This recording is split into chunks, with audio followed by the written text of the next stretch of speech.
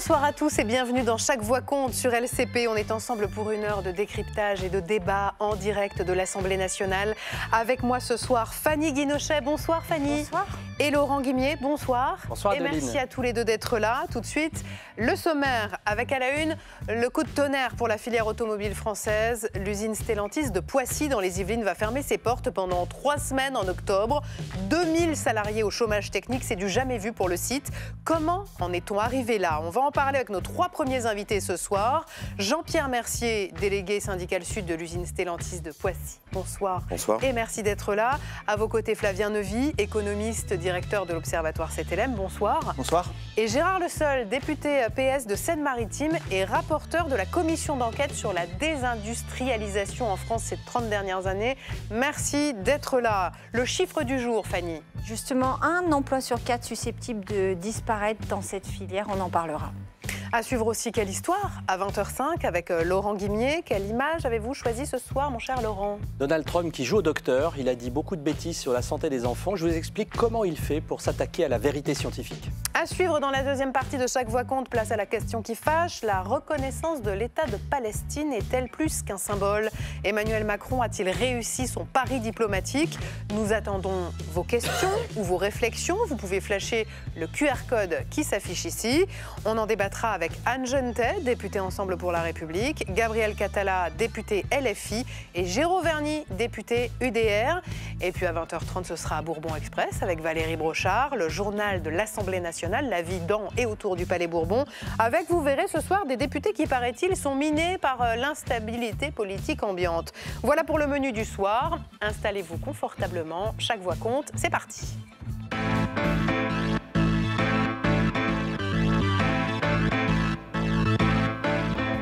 C'est l'histoire d'une usine qui est la dernière à fabriquer des voitures en Île-de-France et qui va connaître un mois d'octobre très calme. L'usine automobile Stellantis de Poissy demande à ses 2000 salariés de rester à la maison pendant 3 semaines le mois prochain. Chômage partiel ou congé, la direction met en avant les difficultés persistantes du marché européen. Alors avant d'aller à Poissy, j'ai une question toute simple pour vous 3. Cette décision est une première pour le site de Poissy. Comment l'avez-vous accueillie, Jean-Pierre Mercier? Avec beaucoup de colère.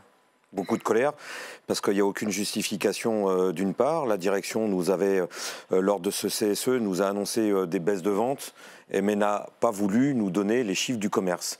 Et pour nous, c'est très clairement, elle déroule son plan de son projet de fermeture de l'usine de Poissy, et ça, pour nous, c'est inacceptable. Flavien Neuvy.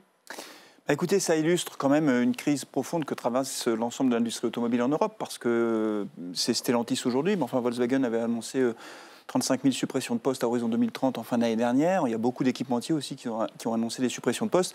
Et c'est vrai que le marché européen dans son ensemble est faible. On est 20% en dessous des niveaux que nous avions en 2019. Donc c'est vrai que l'industrie automobile dans son ensemble, les constructeurs, les équipementiers, mais aussi les concessionnaires automobiles qu'il ne faut pas oublier, traversent une crise difficile. Gérard Le Seul, vous qui avez été rapporteur d'une commission d'enquête sur la désindustrialisation en France, est-ce que ça vous a surpris cette décision de fermeture du site pendant le mois d'octobre ?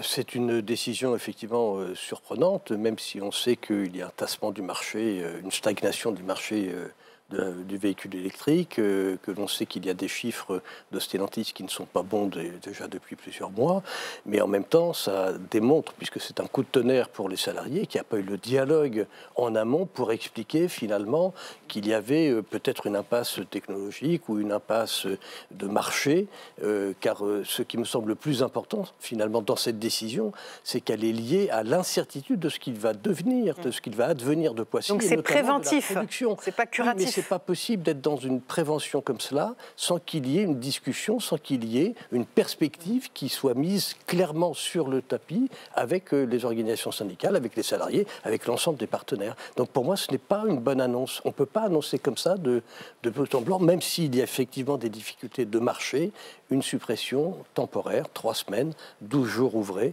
pour les salariés. Et vous allez voir que sur place, à Poissy, on tremble déjà de voir l'usine fermée à plus ou moins long terme. Reportage sur le terrain à Poissy avec Clément Perrault et Steven Martin.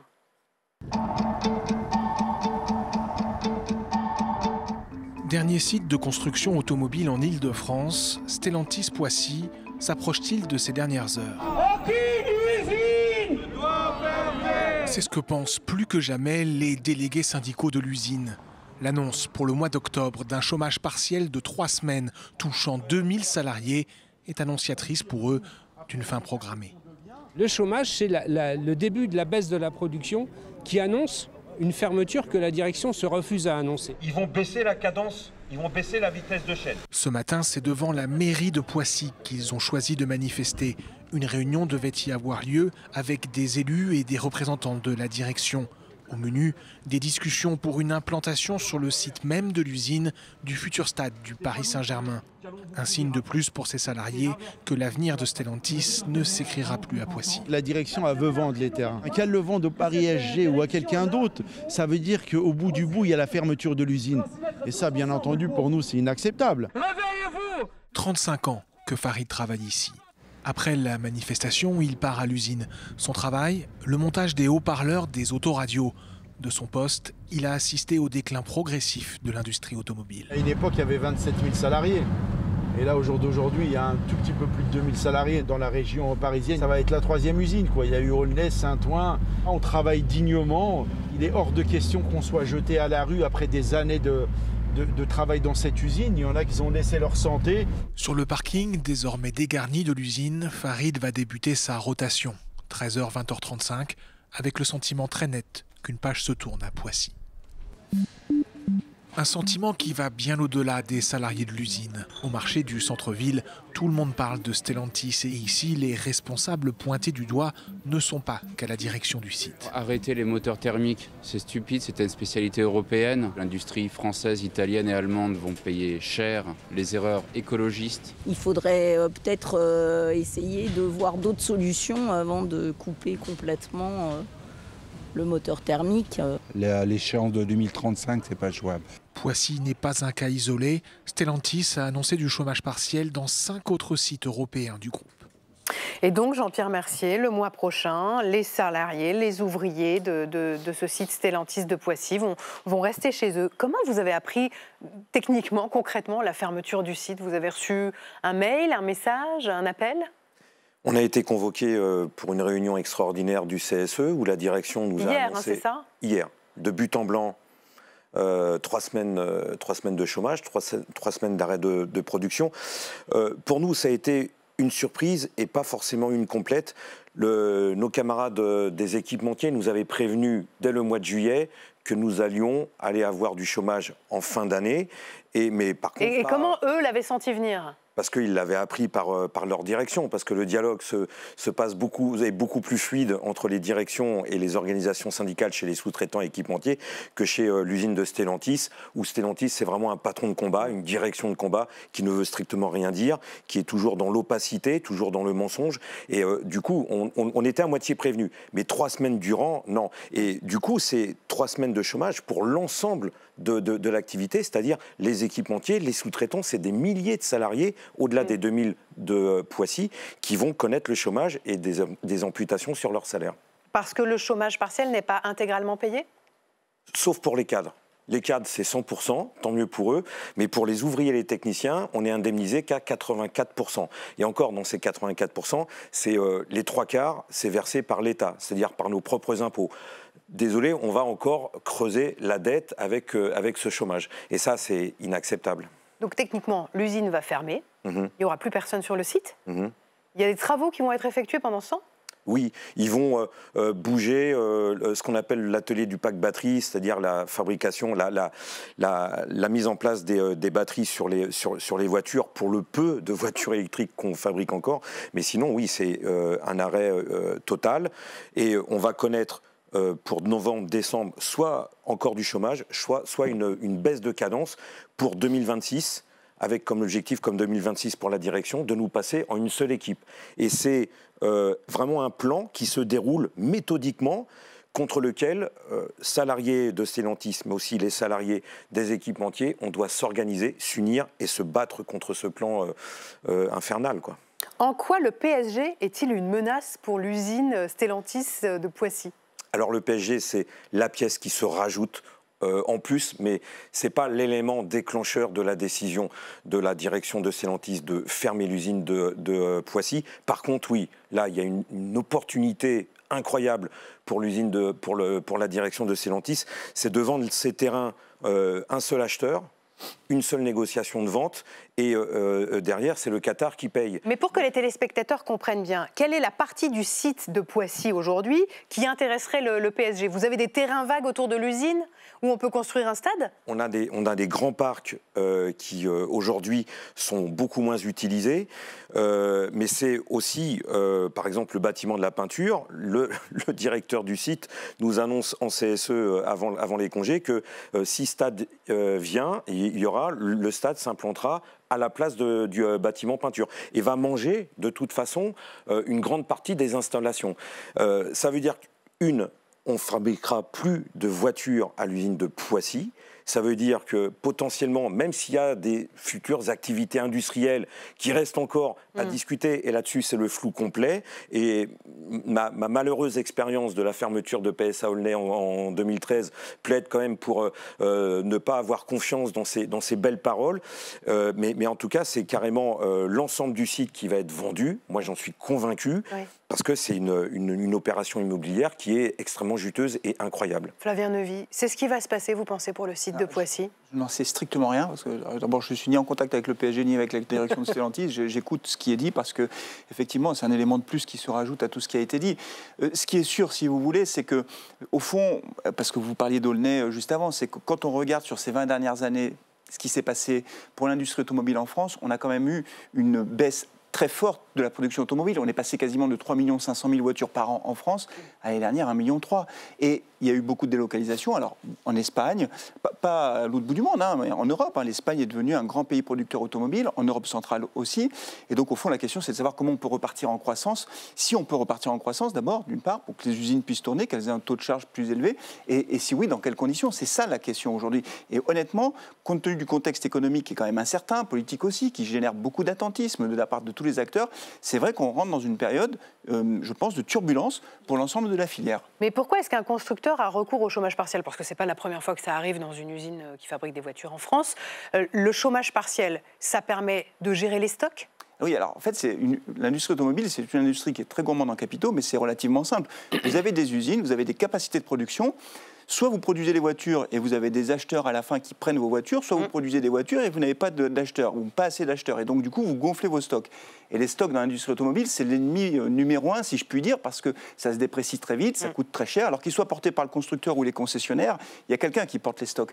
Donc, quand le marché ne va pas bien, les constructeurs veulent éviter d'avoir des stocks. Et pour éviter d'avoir des stocks, ils mettent les sites de production à l'arrêt. C'est le cas pour Stellantis. Et donc, oui, c'est pour lutter contre les stocks, en quelque sorte. Ou alors, ils bradent les stocks en fin d'année? Oui, alors après, quand ils se retrouvent avec des surstocks sur les bras, si je puis dire, ils vont demander aux concessionnaires de vendre les voitures. Alors, je ne vais pas dire à tout prix, mais ce à tout prix, ça passe souvent par des remises. Ce qu'ils font moins aujourd'hui, les constructeurs, parce qu'ils veulent préserver leur marge. C'est vrai qu'il fut un temps où il y avait beaucoup de promotions, beaucoup de remises.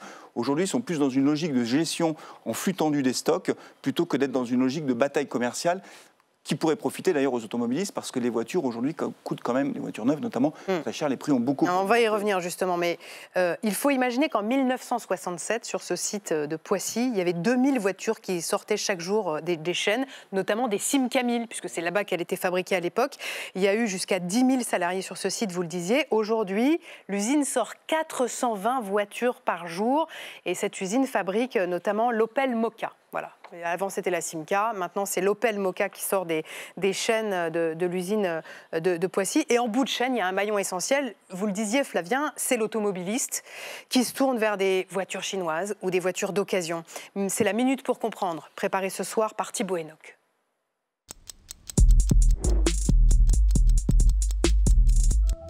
C'est un secteur en perte de vitesse. Avec des ventes en baisse de 7% depuis le début de l'année, le marché français de l'automobile est à la peine.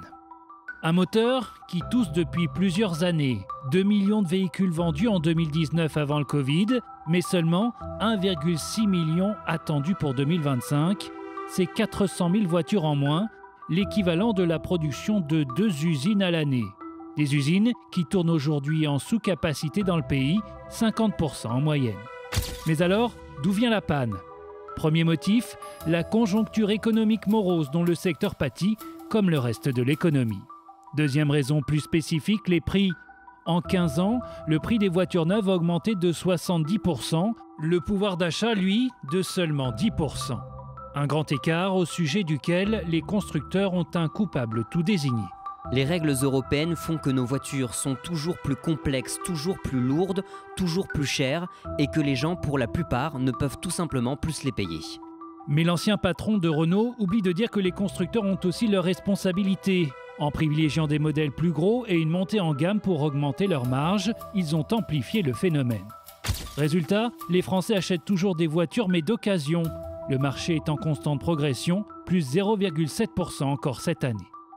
Enfin, dernier frein, l'incertitude. Entre des aides qui fluctuent, une technologie qui évolue et une réglementation sur la fin du thermique en 2035 remise en cause par les constructeurs, les Français ont tendance à remettre leur achat de voitures neuves à demain, le temps que la route se dégage. Gérard Le Seul, tout ça était écrit? Non, rien n'est écrit, fort heureusement. L'histoire n'est pas écrite d'avance, même s'il faudrait peut-être davantage regarder ce qui s'est passé ces dernières années pour mieux anticiper l'avenir. Mais il y a effectivement sans doute eu peut-être des erreurs stratégiques. L'industrie a parfois... Mais lesquelles alors? Vous qui avez été le rapporteur d'une commission d'enquête sur la désindustrialisation, quelles erreurs ont été commises par la filière automobile française? Je pense qu'il y a eu quelques erreurs stratégiques sur les gammes qui étaient mises à disposition des clients. Ça, c'est, à mon avis, une erreur. On est monté trop haut en gamme, vous voulez dire? Oui, mais en même temps, ceux qui sont montés très haut en gamme, comme les Allemands, aujourd'hui connaissent aussi des difficultés. Donc, toute interprétation est quand même à prendre avec beaucoup de prudence. L'effet majeur aujourd'hui, c'est qu'il y a un changement de technologie et qu'il y a l'émergence de pays à très forte capacité de production et très forte capacité d'acquisition, notamment les Chinois. C'est eux qui aujourd'hui font une concurrence acharnée à l'ensemble des autres constructeurs. Parce qu'ils peuvent, avec leur propre marché intérieur, ce qui n'était pas le cas il y a 30 ans, baisser les coûts de production et du coup tenter d'envahir l'ensemble des marchés. C'est pour ça qu'il faut avoir une certaine forme de prudence, voire de protectionnisme de nos industries européennes vis-à-vis des importations étrangères. De manière extrêmement claire, nous devons avoir des standards environnementaux, sociaux, européens, qui puissent permettre de dire non, nous n'allons pas importer tel ou tel véhicule étranger. Vous dites quoi? Protectionnisme? Alors, non, je ne dis pas protectionnisme. Je dis qu'il faut appliquer des règles et des standards tels que nous les connaissons dans nos entreprises françaises, que ce soit lié au coût de l'énergie, que ce soit lié au coût social ou environnemental, ce qui n'est pas le cas auprès d'autres constructeurs. Ça, c'est vraiment le premier point. Il faut que nous puissions préserver nos emplois. Préserver nos emplois, ça veut dire aussi que nous devons avoir des mesures d'accompagnement, d'aide à l'acquisition.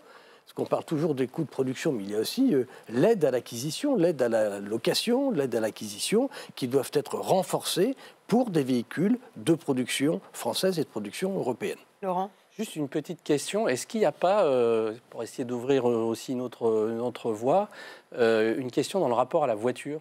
Est-ce qu'elle fait toujours autant rêver? Est-ce que c'est toujours un marqueur social comme ça l'a été, au-delà du prix, de la gamme et des normes?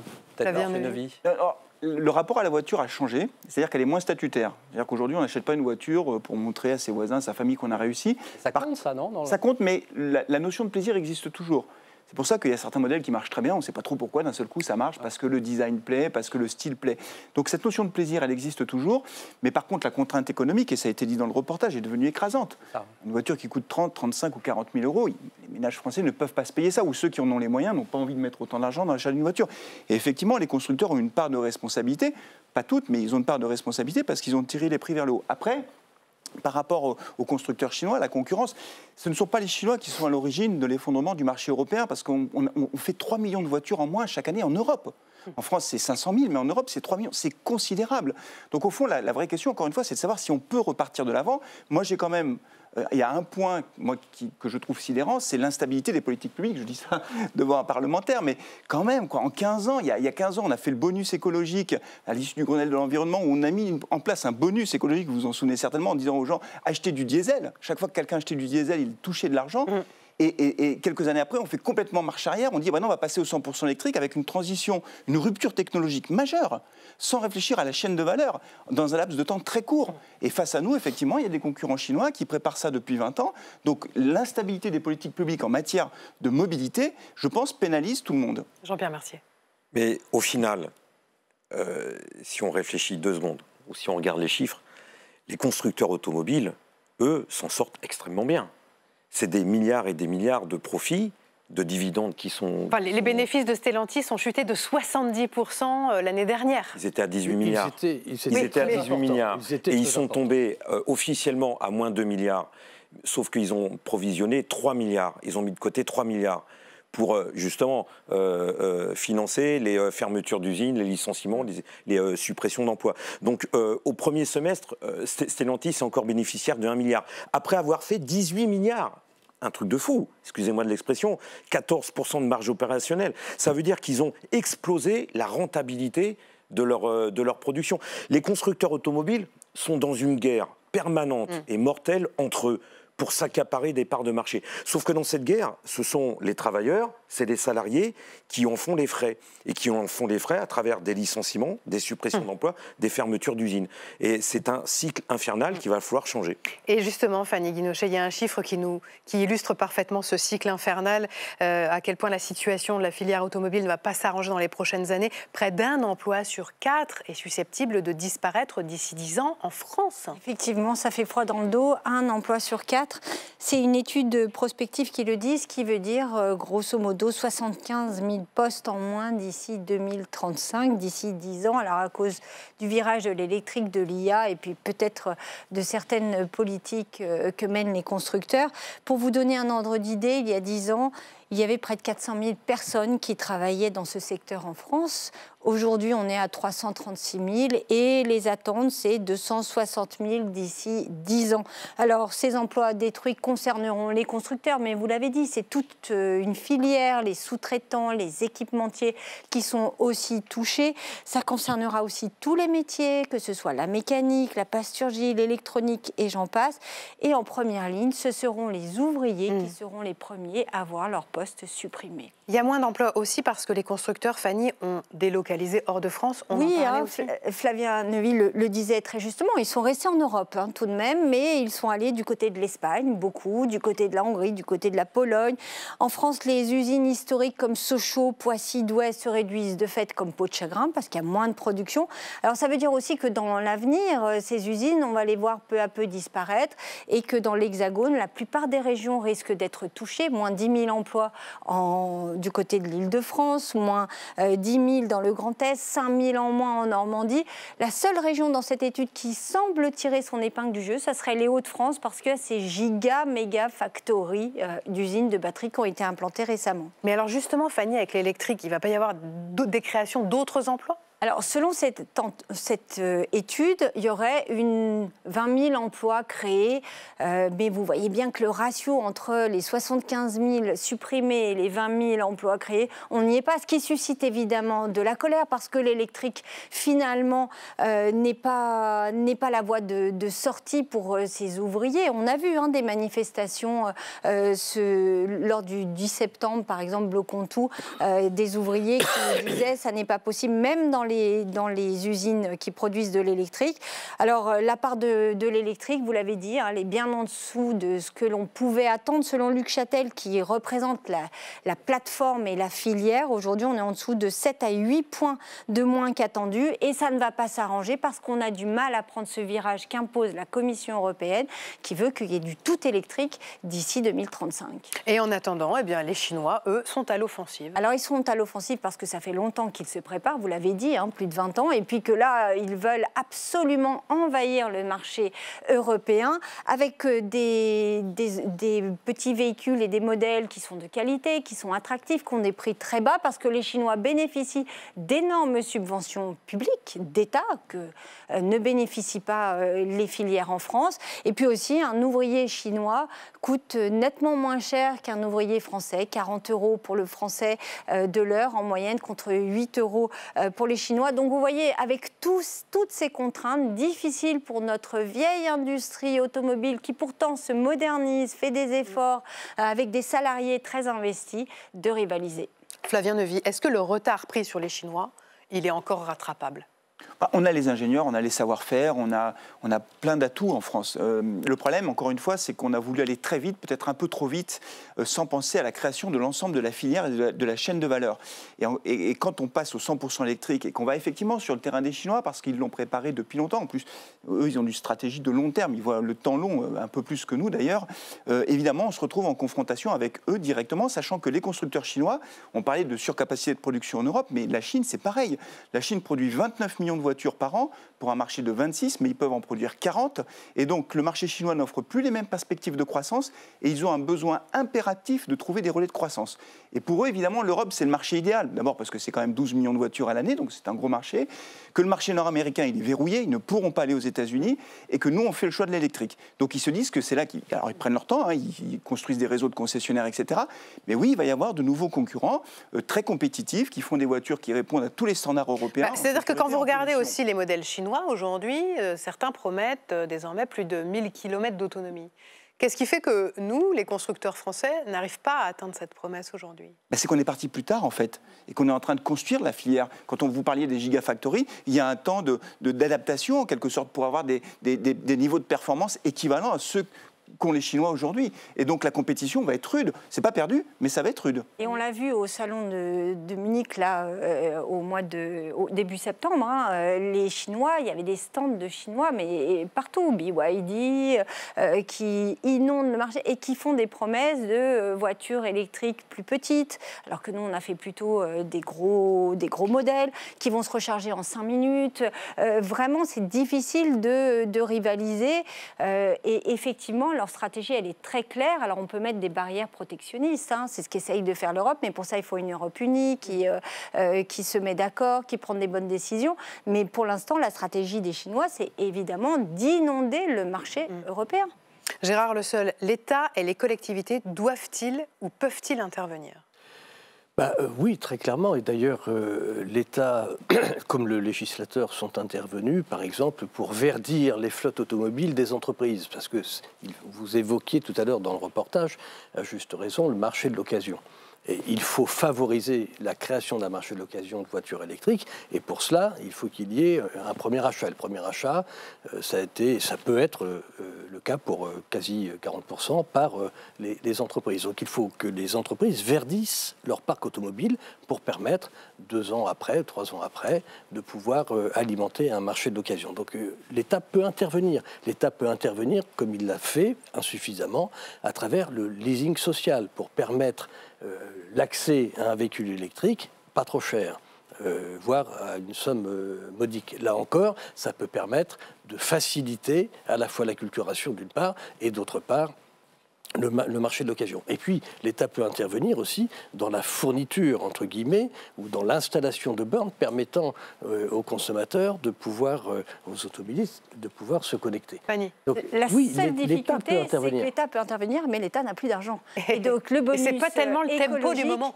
Le bonus écologique, ça coûte de l'argent. Le chômage partiel, ça creuse la dette de l'assurance chômage, parce que c'est la collectivité qui paye. Et on voit bien qu'il y a une réforme de l'assurance chômage dans les tuyaux et qu'aujourd'hui, l'État n'a effectivement pas vraiment d'argent pour regonfler des bonus écologiques pour inciter, ou du leasing social pour inciter les consommateurs français à se tourner vers l'électrique. Jean-Pierre, vous avez raison, mais en même temps, si l'État ne fait rien, ou si on laisse faire, on va être inondé par des véhicules bon marché. Parce que la réaction naturelle du consommateur à un moment donné, c'est d'aller vers une solution pas chère. Et donc il faut bien qu'il y ait une action publique pour limiter, entre guillemets, cette invasion. Et ne pas prendre le tournant ou le virage électrique aujourd'hui signifie se mettre de nouveau en retard. Vous l'avez dit fort justement, les Chinois ont pris beaucoup d'avance. Si nous ne faisons rien, nous serons très en retard. Jean-Pierre Mercier, quand vous interrogez les ouvriers du site de Poissy,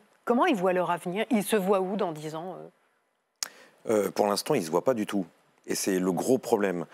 Et vous savez, il y a juste sur le discours, sur le thème des voitures chinoises, vous avez Leapmotor, qui est un constructeur chinois qui fabrique ses voitures en Chine, qui sont importées en Europe, et vous trouvez qui derrière? Stellantis. C'est le principal actionnaire de ce constructeur chinois. Donc vous voulez dire qu'il y a un double jeu aussi? C'est la famille Peugeot, bien française, qui voilà, se fait une petite fortune en vendant des voitures chinoises sur le marché européen. Donc vous savez, tout ça, il faut le prendre avec les pincettes. Mais c'est vrai que l'électrique a été un prétexte tombé du ciel pour les constructeurs automobiles, pour licencier à tour de bras, pour fermer des usines. Je pense à mes camarades de l'usine de Douvrin, Stellantis Douvrin, dans le Pas-de-Calais, qui fabriquaient des moteurs thermiques qui vont être licenciés. L'usine va fermer courant janvier. Et soi-disant, ils avaient une passerelle pour aller à la Gigafactory pour fabriquer des batteries, mais sauf que ça a été un entonnoir et ça ne marche pas pour tout le monde. Ça veut dire qu'au final, vous avez quand même des constructeurs automobiles qui font exploser leurs marges, qui n'ont jamais été aussi riches de leur histoire, et une classe ouvrière, des travailleurs de l'automobile qui se font licencier. Et ce n'est, excusez-moi, mais ce n'est que par le rapport de force, la mobilisation, tous ensemble, constructeurs automobiles, mais aussi donneurs d'ordre, sous-traitants, équipementiers. Mais il y a toute une colère sociale qui existe dans le pays. Il va falloir qu'elle s'exprime et pour défendre ses intérêts de travailleurs. Flavien, vous voulez rajouter Non, mais juste par rapport à ce qu'on disait sur les voitures chinoises, on a des injonctions contradictoires. C'est-à-dire qu'on dit d'un côté, les voitures électriques sont trop chères, les gens ne peuvent pas les acheter, et en même temps, quand les constructeurs chinois arrivent avec des prix moins chers, on dit bah non, il ne faut surtout pas laisser faire ça. Donc, vous voyez bien, on est toujours pris dans nos propres contradictions et ces injonctions contradictoires que subissent les constructeurs, mais pas seulement toute l'industrie. Merci en tout cas à tous les trois d'être venus ce soir en parler sur le plateau de Chaque Voix compte. À suivre, la question qui fâche, la reconnaissance de l'État de Palestine est-elle plus qu'un symbole? On va en débattre avec nos 3 prochains invités. Avant cela, c'est quelle histoire? Et c'est Laurent Guimier.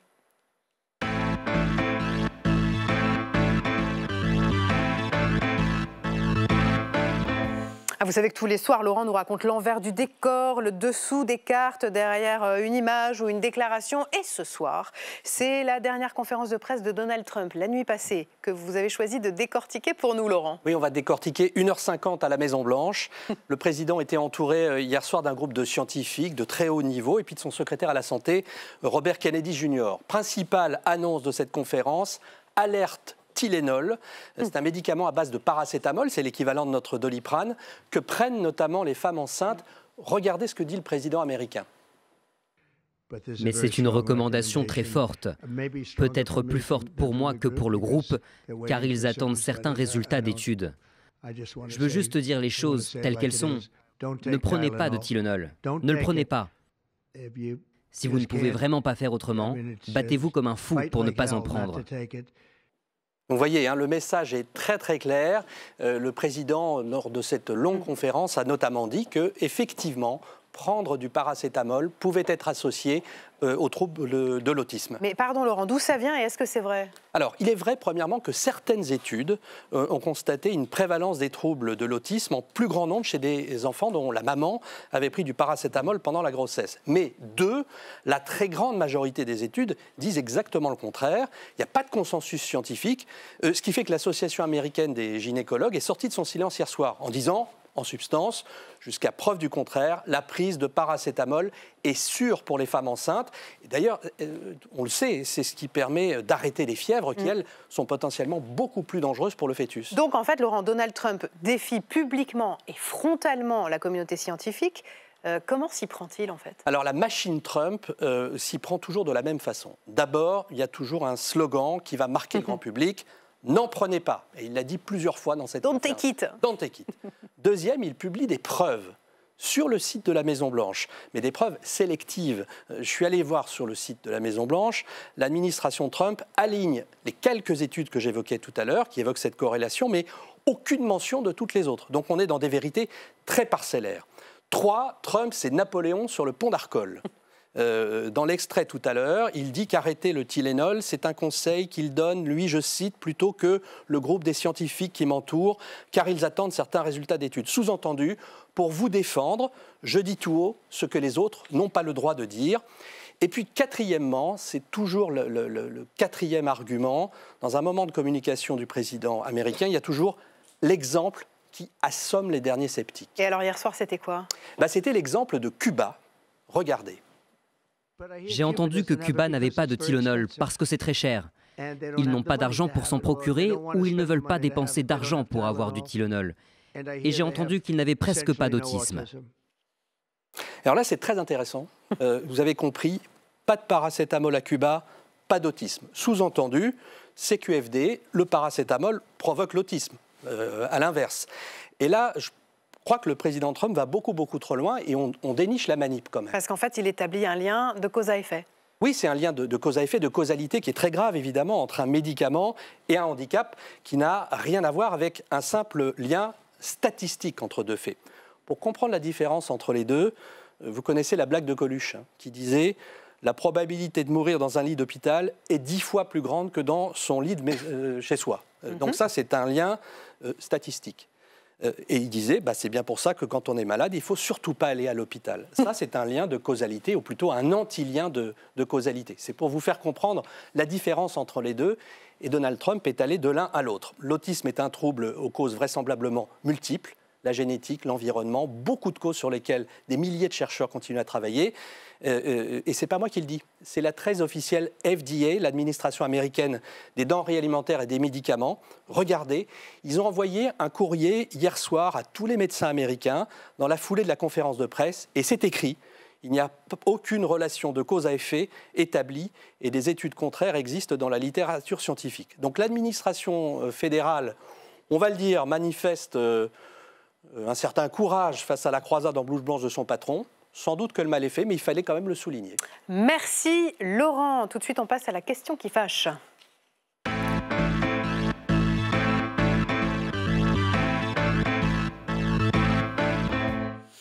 La date figurera dans les livres d'histoire. 22 septembre 2025, la France reconnaît officiellement l'État de Palestine. Décision attendue depuis des années. Le pari diplomatique d'Emmanuel Macron est-il réussi ? La France pèse-t-elle de nouveau au Proche-Orient ? On va en parler avec nos invités que je salue. Gabriel Catala, bonsoir. Anne Genetet, bonsoir. Géraud Verny, bonsoir. Merci à tous les trois d'être là. C'est Elsa Mondingava qui pose ce soir la question qui fâche. 15h21 à New York, 21h21 heure française, 22h21 à Jérusalem. Emmanuel Macron est à la tribune des Nations Unies. Pour la paix entre le peuple israélien et le peuple palestinien, je déclare que la France reconnaît aujourd'hui l'État de Palestine. Dans la foulée, Mahmoud Abbas, président de l'autorité palestinienne, salue une décision historique et courageuse.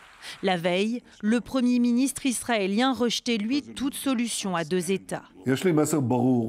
J'ai un message clair pour les dirigeants qui reconnaissent un État palestinien après le massacre atroce du 7 octobre. Vous offrez une récompense énorme au terrorisme. J'ai un autre message pour vous, cela n'arrivera pas.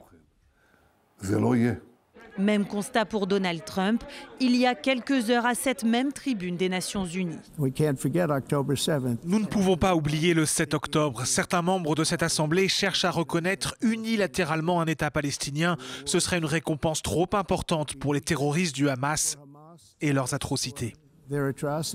En France, l'initiative du chef de l'État divise les partis. Cette reconnaissance de l'État de Palestine ne servira strictement à rien si elle ne s'accompagne pas de mesures concrètes pour mettre un terme au génocide en cours aujourd'hui à Gaza. En réalité, il abdique devant le Hamas. La reconnaissance de la Palestine aujourd'hui, de l'État palestinien, c'est le pire moment. Fragilisé sur la scène nationale, Emmanuel Macron cherche à marquer des points à l'international. Aujourd'hui, il est celui qui a franchi une étape historique vers la solution à deux États. Cela pourrait-il lui permettre de regagner en popularité? C'est la question qui fâche ce soir. Bonsoir à tous les trois. On va prendre les questions dans l'ordre. D'abord, est-ce que cette reconnaissance de l'État de Palestine est symbolique ou historique? Anne Genetet. Elle est d'abord historique. C'est le projet d'avoir une solution à 2 États. Il est sur la table depuis 1947. Et c'est là, finalement, une mise en cohérence avec ce que la France a toujours, absolument toujours soutenu. Symbolique, on peut évidemment l'entendre, puisqu'on sait bien que tant que l'État n'est pas structuré, qu'il n'y a pas des frontières clairement définies, on n'est pas encore à la fin du chemin. C'est le début d'un chemin. C'est une mise en cohérence avec ce que la France défendait depuis de très nombreuses années, depuis 1947 encore une fois. Mais ce chemin est long et on sait qu'il passe notamment, ça a été évoqué, par le désarmement du Hamas, évidemment, par la mise en place d'une véritable autorité palestinienne, avec un vrai gouvernement, avec des élections à venir, avec les couloirs humanitaires, avant tout cela, qui doivent pouvoir arriver et qui puissent permettre d'éviter aujourd'hui de continuer à avoir chaque jour des morts d'enfants, de femmes et de personnes âgées. Géraud Vernier. Écoutez, elle est purement symbolique et malheureusement c'est un très mauvais symbole puisque, je le rappelle, Emmanuel Macron avait dit dès le mois d'avril dernier qu'il y avait un préalable à la reconnaissance de cet État qui était la libération, enfin 4 préalables d'ailleurs, la libération des otages qui sont encore détenus, je le rappelle, la démilitarisation du Hamas, bien évidemment, et la reconnaissance de l'État d'Israël par les États arabes. Or, aujourd'hui, aucune de ces 4 conditions a été remplie. Finalement, on a l'impression que c'est une récompense, comme le dit Benjamin Netanyahou et Donald Trump. C'est une récompense. Le pogrom du 7 octobre 2023 est l'acte déclencheur de cette reconnaissance. Donc le message est absolument abominable. C'est la victoire du terrorisme.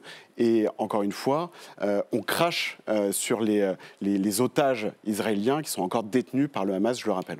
Sachant que Emmanuel Macron a d'abord parlé des otages lorsqu'il a pris la parole hier soir à la tribune de l'ONU. Mais il avait aussi conditionné la reconnaissance de l'État palestinien à la libération de tous les otages. Or, jusqu'à preuve du contraire, ce n'est pas le cas aujourd'hui. Gabriel Catala. Bien, à la différence des éléments de langage du collègue qui est assis à ma droite, j'aimerais rappeler les faits. Les Palestiniens ont droit à un État selon le droit international depuis près de 80 ans. Cela fait 40 ans que la France promettait aux Palestiniens de reconnaître cet État. Et donc, hier soir, M. Macron n'a fait que corriger une injustice qui existe depuis des décennies.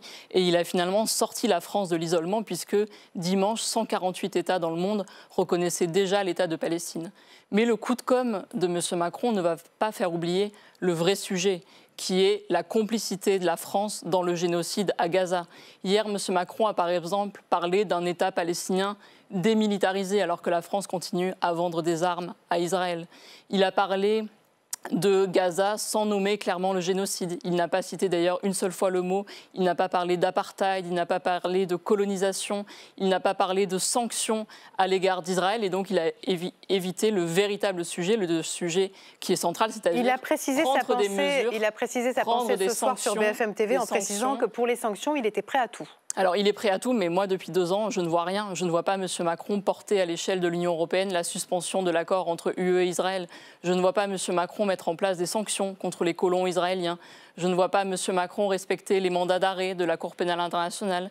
Je ne vois pas M. Macron signaler aux autorités judiciaires de notre pays, comme pourrait le faire M. Barrot, les 4000 Français qui participent à l'offensive israélienne à Gaza et qui donc participent au génocide. Je ne vois pas M. Macron décréter un embargo sur les armes, etc. Et donc j'aimerais que, comme l'Espagne l'a fait aujourd'hui, décréter un embargo sur les armes et mettre en place un certain nombre de sanctions, M. Macron passe aux actes.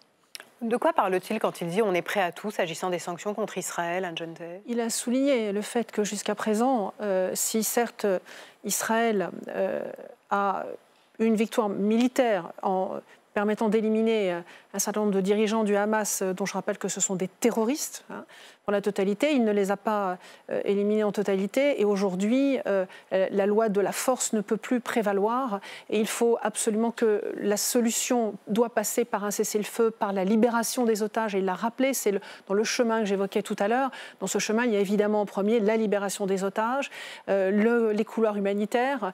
Et derrière, cette loi de la force que Netanyahou et son gouvernement essayent, et son armée essayent d'imposer, ne fonctionne pas. On voit bien que ça ne fonctionne absolument pas. Et qu'aujourd'hui, c'est la force du droit qui doit prévaloir, d'où cette reconnaissance et d'où le fait que les sanctions doivent pouvoir être considérées pour mettre une pression maximale sur l'État et le gouvernement d'Israël et qu'ils comprennent que la loi de la force ne fonctionne absolument pas et que ça n'est pas ça que de choisir un chemin de paix. Ce n'est pas ce chemin-là qu'il faut emprunter. Vous avez entendu ce que disait Géraud Verny sur le fait que ce n'était pas le moment, sur le fait qu'il y a des conditions qui n'étaient pas remplies. Donald Trump, cet après-midi, a fustigé l'initiative à la tribune des Nations Unies. On l'a entendu dans le sujet. Il dit que c'est un cadeau fait au Hamas et une entrave à la paix. Est-ce qu'on pourra parvenir à la paix sans l'appui du président américain ? Le président de la République l'a rappelé encore tout à l'heure dans son interview justement sur votre chaîne, la chaîne BFM TV. Il a rappelé qu'effectivement, à un moment, il faudra l'appui des Américains. Et on sent bien que, semble-t-il, dans certains milieux américains, les choses sont en train de bouger. Car lorsque vous voyez un nombre considérable d'États maintenant qui reconnaissent cet État palestinien, quand vous voyez que finalement, la réaction très vive du gouvernement israélien démontre bien que ça les gêne quelque part et que cette approche est sans doute la bonne solution pour mettre le Hamas en difficulté, pour permettre aux Palestiniens d'avoir enfin la possibilité de choisir leur destin, de se protéger et de vivre en paix. Et donc oui, dans cette démarche, les Américains, semble-t-il, sont en train de bouger, même si ça n'est pas ce qu'a dit M. Trump tout à l'heure. Je crois qu'il faut faire confiance à la diplomatie et ne pas oublier que cette approche, cet élan diplomatique à pousser la France là, conduit aussi à demander, à avoir une certaine exigence avec notamment un certain nombre d'États arabes qui doivent aussi s'engager à reconnaître l'existence de l'État d'Israël. La solution vient des deux côtés. L'État de Palestine sera réellement créé le jour où l'État d'Israël le reconnaît, dit aussi Emmanuel Macron ce soir. Gabriel Catala, je voudrais vous entendre sur ce point. L'État de Palestine sera réellement créé le jour où l'État d'Israël le reconnaît. Eh bien, ce point ne respecte pas le droit international. Parce que selon le droit international, il y a des résolutions des Nations Unies, celle de 1947, celle de 1967, qui prévoient déjà des frontières. Et au regard du droit international, un État, c'est quoi? C'est un territoire délimité par des frontières sur lequel vit un groupe national, à savoir le peuple palestinien, qui a un gouvernement ou du moins une autorité qui exerce sa souveraineté. Et au regard de ce critère-là, les Palestiniens ont le droit à un État depuis des décennies. Peu importe le comportement d'Israël et ce que devrait faire Israël et ce que devrait exiger plutôt M. Macron, c'est qu'Israël respecte le droit international. Parce qu'aujourd'hui, nous avons 500 000 colons en Cisjordanie et la colonisation est un crime contre l'humanité. Nous avons 235 000 colons à Jérusalem-Est, qui est le côté palestinien, et donc dans une zone dans laquelle ces colons n'ont pas l'autorisation de vivre. Nous avons aujourd'hui un génocide en cours contre lequel M. Macron ne prend aucune sanction. Et d'ailleurs, on écoutait juste avant M. Trump, et nous n'avons pas besoin de M. Trump pour agir, parce que à l'Assemblée générale des Nations Unies, il est possible de passer outre le veto américain pour envoyer une force d'interposition de casque bleu. C'est ce que proposent de nombreux spécialistes, des spécialistes en droit international.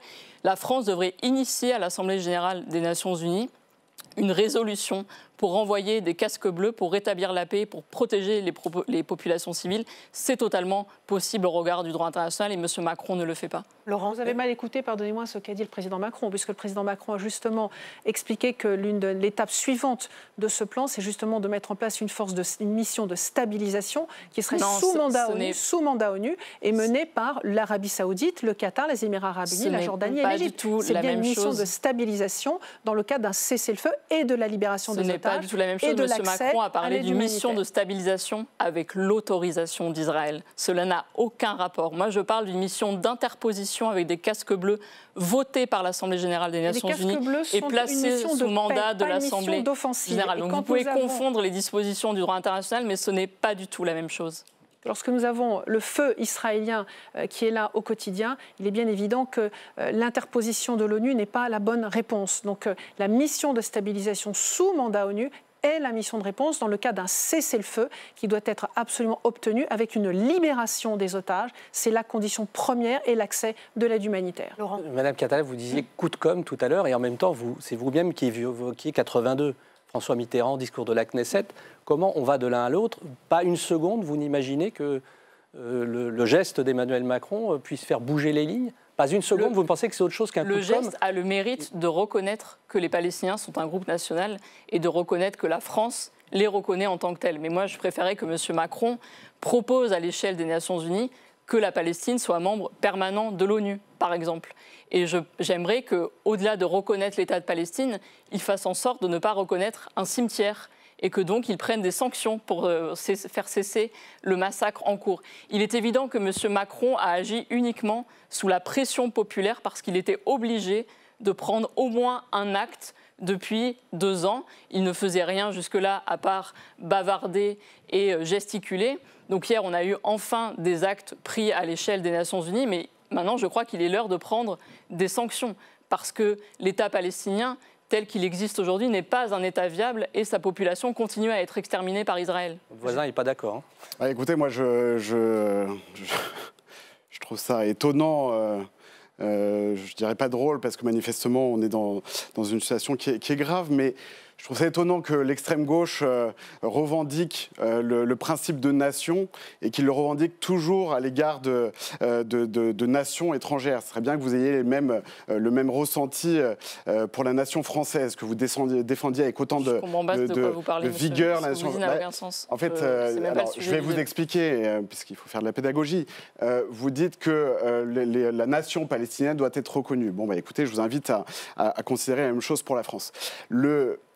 Ce qui se passe aujourd'hui, il faut quand même recentrer un petit peu le débat. On a une situation qui est la résultante d'un pogrom du 7 octobre 2023, où 1200 Israéliens ont été... Enfin, Israéliens et autres, d'ailleurs, plusieurs dizaines de Français ont été massacrés dans des conditions épouvantables. Et on a aujourd'hui encore des otages qui sont prisonniers du Hamas. Je pense qu'Israël a pouvoir... Et c'est son devoir que de protéger sa population et de libérer ses otages. Malheureusement, on a face à ça le Hamas qui utilise la population civile comme bouclier humain. Et donc, Israël est obligé, dans des tentatives désespérées, de, premièrement, libérer les otages, mais deuxièmement... de contourner ces boucliers humains qui sont formés en permanence, et donc de parler de génocide, excusez-moi, mais je trouve ça abject, parce que la réalité objective, c'est que pour que se termine ce conflit, il suffirait que le Hamas, dont vous avez déclaré au mois de juillet qu'il pouvait être une force politique reconnue par le peuple palestinien de façon démocratique, que le Hamas libère ses otages. En fait, c'est très simple. Israël demande depuis 2 ans la libération de ses otages, se bat pour la libération de ses otages. On veut la fin du conflit. C'est très simple. Le Hamas libère les otages. Pas plus compliqué. Gabriel. Je veux bien qu'on écoute toujours les mêmes sottises, les mêmes éléments de langage. Mais le 7 octobre, qui est un crime de guerre, et nous l'avons reconnu comme tel, ne fait pas partie de l'équation de la reconnaissance de l'État palestinien. L'État palestinien a le droit d'exister depuis 1947. Et d'ailleurs, je crois qu'il faudrait avoir les mêmes exigences en termes de respect du droit international des 2 côtés. Parce que moi, par exemple, je ne vous ai jamais entendu parler des 10 000 prisonniers palestiniens qui sont aussi des otages, qui sont enfermés sans procès. D'ailleurs, M. Macron a lui-même parlé d'otages israéliens et d'otages palestiniens antérieurement. Emmanuel Macron, c'est toujours truculent. Je crois qu'il faut regarder la situation telle qu'elle est. Vous niez le génocide. D'ailleurs, Madame Le Pen, de qui vous êtes l'allié, a toujours été l'amie des génocidaires comme son père. Mais les Nations Unies, la commission d'enquête du Comité des droits de l'homme des Nations Unies reconnaissent le génocide. Cette commission reconnaît que 4 actes sur 5 sont commis par Israël. Comme Francesca Albanese, la rapporteure spéciale des Nations Unies, qui est spécialiste des territoires palestiniens, comme Amnesty International, comme MSF, comme Human Rights Watch. Et la Cour pénale internationale, d'ailleurs, a émis, depuis plus d'1 an maintenant, des mandats d'arrêt à l'égard de M. Netanyahou pour crimes de guerre et crimes contre l'humanité. Oui, mais vous ne citez que des organisations qui sont contrôlées par l'extrême gauche. Donc forcément... La Cour pénale internationale, c'est l'extrême gauche. Bien sûr. Monsieur, c'est tellement caricatural, je crois qu'autant s'arrêter là. Pendant ce temps, en France... Dire que les Nations Unies et la Cour pénale internationale, c'est d'extrême gauche, c'est nier tout le cadre international. Et donc, dans ce cas-là, aucune discussion n'est possible. Avançons. Pendant ce temps, en France, c'est toujours un gouvernement démissionnaire qui gère les affaires courantes. Sébastien Lecornu prend son temps pour former son gouvernement. Est-ce qu'il a pu y avoir, Anne Genetet, une consigne élyséenne de ne pas brouiller le message de l'ONU en nommant un gouvernement cette semaine? Je crois qu'il faut totalement dissocier les deux. Ça fait partie des questions que nous posent les téléspectateurs. Donc vraiment, je vais être très clair, je crois qu'il faut dissocier les deux. Nous avons d'un côté un message très important et en effet historique qu'a délivré le président de la République dans un contexte où quand même, j'aimerais que parfois l'extrême gauche ait autant d'enthousiasme à défendre la liberté, le choix du peuple palestinien à choisir sa destinée qu'il pourrait en avoir pour les Ouïghours ou d'autres peuples opprimés dans le monde. Ça, c'est une chose. Et par ailleurs, souligner que défendre Israël, évidemment, je le comprends, mais ça ne veut pas dire écraser les Palestiniens. Il faut aussi trouver une juste mesure.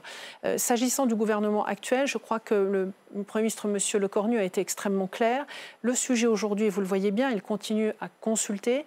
Il s'agit de savoir sur quoi nous allons nous entendre, sur quoi nous pouvons nommer des ministres. Et le sujet aujourd'hui, c'est quoi et pour quel projet, notamment pour quelle loi budgétaire. C'est le quoi avant le qui, hein. C'est devenu là, vous savez. Exactement, il faut rester à cela. Et ça, c'est totalement dissocié actuellement de ce qui se passe à l'ONU. Rappelez également que la conférence de l'ONU qui a eu lieu donc hier soir était une conférence qui a été reportée, qui devait avoir lieu au mois de juin. Et elle a été reportée. C'est pour cette raison qu'elle était hier. Il ne faut rien y voir d'autre que cela. Et donc, vous savez quand est-ce qu'on aura un gouvernement?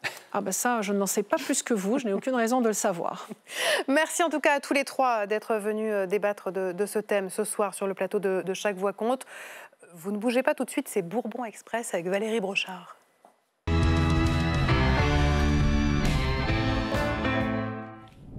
Bourbon Express, c'est le journal du Palais Bourbon tous les soirs avec Valérie Brochard. Valérie, tiens, on va parler de Sébastien Lecornu qui a annoncé aujourd'hui qu'il gelait. Alors c'est vrai qu'il fait froid, mais il gelait les frais de communication de l'État. Mais oui, Adeline, le coup près est tombé. Ce matin, le Premier ministre a sorti son couteau, celui de la rigueur, évidemment, bien aiguisé, et il a tranché sur X. Regardez, j'ai décidé de suspendre jusqu'à la fin de l'année les nouvelles dépenses de communication des ministères. Chaque euro dépensé pour la communication de l'État doit avoir un impact direct pour les Français. Ça rigole pas, hein. Ça rigole pas, Adeline. Dans le cadre de la mission baptisée État efficace, les équipes de Matignon ont sorti leurs calculettes et d'après leurs chiffres, les dépenses de communication des ministères s'élevaient à 440 millions d'euros en 2024. Leur gel, à partir d'octobre prochain, pourrait donc générer 50 millions d'euros d'économies. Au moins, fini les affiches, les campagnes internes, les créations, les goodies. Les goodies? Ouais, les petits goodies, les stylos à l'effigie de Matignon, apparemment. Ah oui? Bah oui, il paraît que ça existe. Fini les kakémonos, les achats médias, mais rassurez-vous, pas de suppression de postes à ce stade, aucun licenciement n'est prévu, simplement tous les recrutements en service communication sont suspendus. Alors si le week-end, Adeline, vous vouliez devenir community manager d'un ministère, par exemple? Non, mais je suis bien là, ça va aller. Bon, d'accord, très bien, sinon je vous aurais dit d'attendre un petit peu, quoi.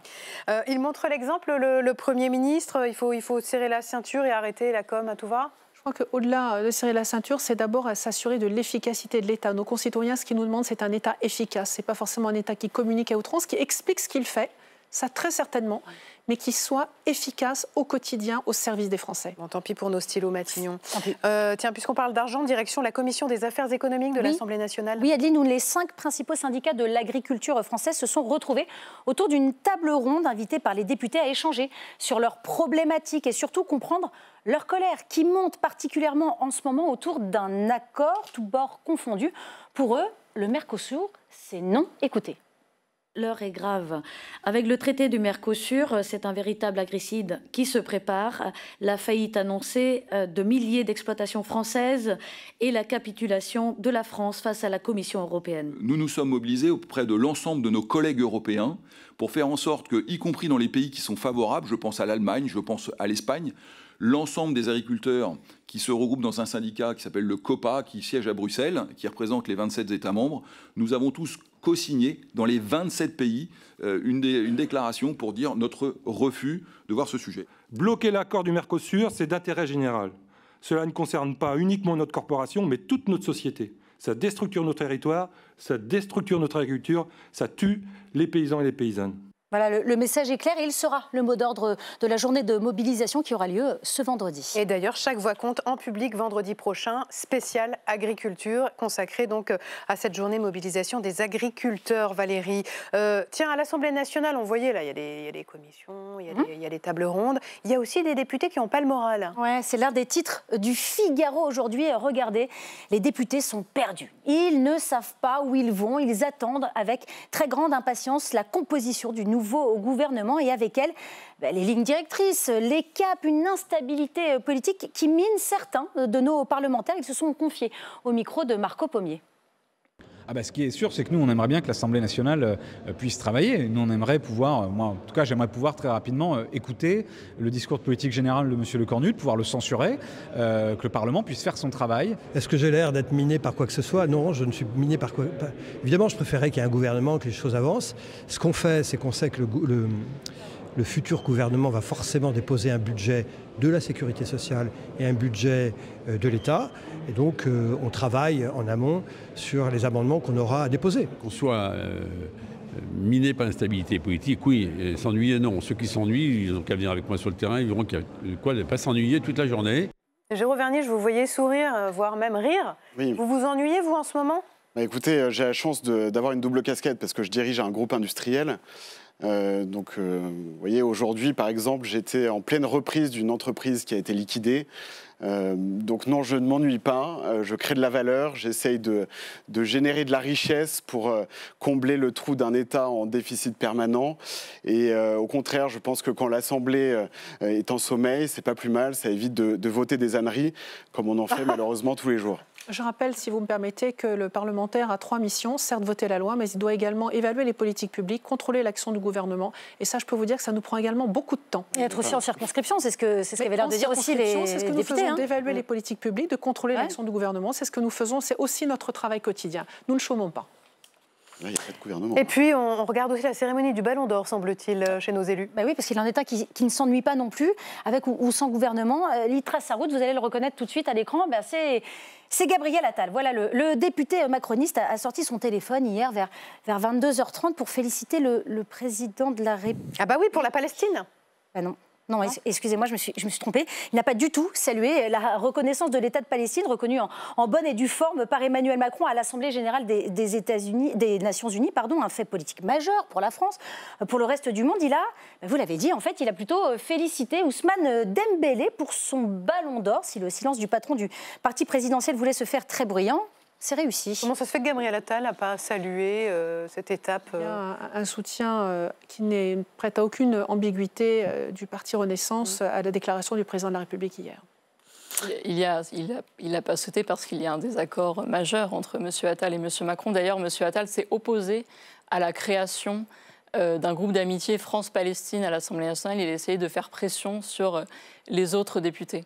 Pour revenir à son tweet sur Ousmane Dembélé, je trouve ça assez étonnant venant de M. Attal, qui a été quand même Premier ministre de notre pays, qui a mis en place tous les budgets d'austérité sur le sport, qui a préparé d'ailleurs le budget qui avait ensuite été repris par M. Bayrou et qui aujourd'hui sera repris par M. Lecornu, où l'on prévoit moins 18% pour le sport et où on prévoit surtout de ne pas continuer à investir dans les infrastructures qui concernent... Mais vous n'avez pas envie de féliciter Ousmane Dembélé, Ballon d'Or français ? Bien sûr que j'ai envie de féliciter M. Dembélé. Il faut demander ça au député des Bouches-du-Rhône plutôt, non ? De mon côté, c'est des félicitations sincères. Parce que nous votons toujours dans le sens du sport amateur, des infrastructures sportives. Et nous n'avons pas, depuis 8 ans, paupérisé les éducateurs, les entraîneurs et toutes les structures que compte notre pays.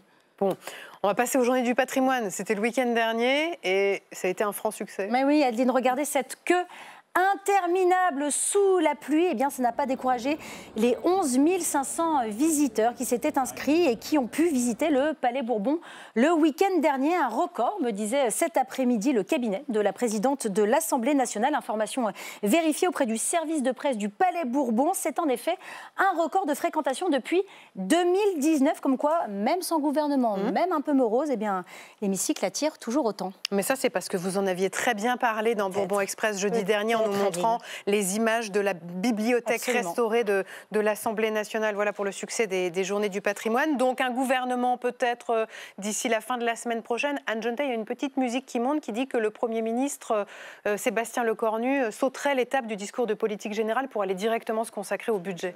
Je n'ai pas d'informations particulières. Ce que je sais, c'est que l'échéance qui est importante à venir, c'est le 6 octobre minuit, qui est la date limite pour déposer un projet de loi de finances sur le bureau de l'Assemblée nationale. Donc, possiblement, la formation du gouvernement et la préparation de ce budget. Une partie du gouvernement, le gouvernement qui doit pouvoir défendre une loi de finances. Il nous faudra un gouvernement qui puisse déposer, puis défendre une loi de finances avant le 6 octobre à minuit. Sauf s'il est censuré avant, puisque si M. Lecornu ne se soumet pas à un vote sur un discours de politique générale, eh bien nous déposerons une motion de censure dès le début de la session parlementaire. Et nous aurons l'occasion d'en reparler évidemment dans Chaque Voix compte, puisque chaque voix compte. Merci à tous les trois d'avoir été là ce soir. Merci Fanny, Laurent et Valérie. Chaque Voix compte revient demain à 19h30. Tout de suite, c'est Débat Doc avec Jean-Pierre Gracien. Passez une excellente soirée et à demain.